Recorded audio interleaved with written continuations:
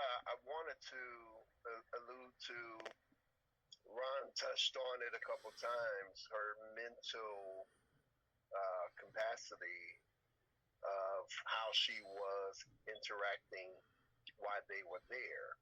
Right. So, and we discussed this on the last time you were on, Latanya.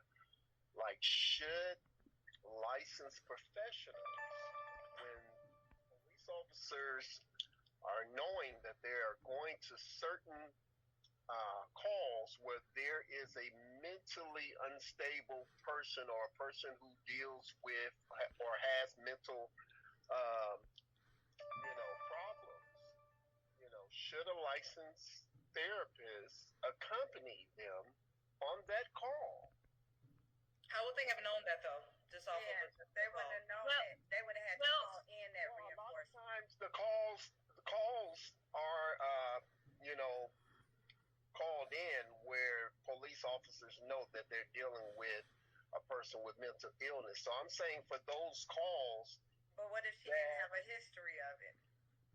What I'm saying is, for those calls that the police officers know that they're dealing with a mental person with mental illness, should a licensed therapist accompany them? Well, I look at this two ways, because again, mental illness doesn't always have a face or a name or a color, race. We all know this. It's like one of those hidden illnesses that someone could walk around, just like you and I, and have it. So that's one. It's hard to identify. But two, I think once the safety is no longer a concern and you're talking to someone and their stability is in question, then yes, someone should be called. As long as that safety issue is now ruled out.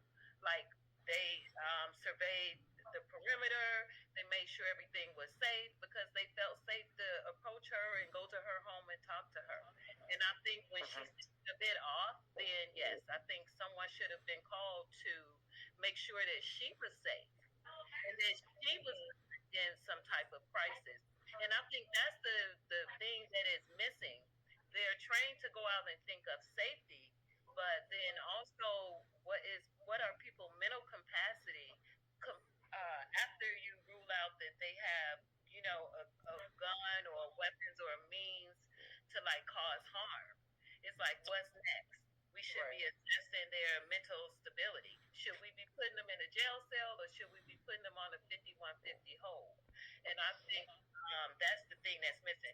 And for those, the 5150 hold is pretty much a psychiatric hold that a designated government person can put you on, such as a therapist, a psychiatrist, social worker. It depends on your state and county who's able to do this. I think that's the missing piece. They're so trained with gun knowledge and safety that we don't think about mental health. Well, that's not 100. I mean, that's correct, but also there's more to it than just that, because I actually train officers in crisis response. We call them people in crisis, or CIT, crisis intervention team. And our job is to actually recognize signs and symptoms. So it's like you get there, and like she said before, mental illness can affect everybody. And as a police officer, your job is to get there and see if this person is acting erratically because of their mental illness. Because just because you have mental illness does not mean you're in crisis at all times. So like Latanya said, it can affect anybody, any age, any race, any socioeconomic background. So job is law enforcement to get there.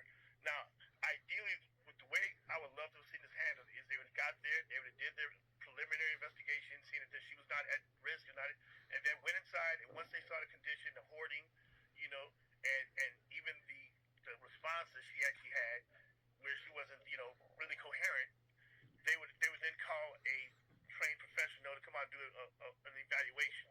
Right. Because I train officers that you cannot legally, you do not want to take somebody against their right.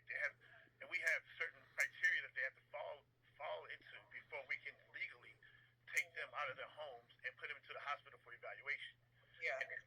So the minimum they should have done was at least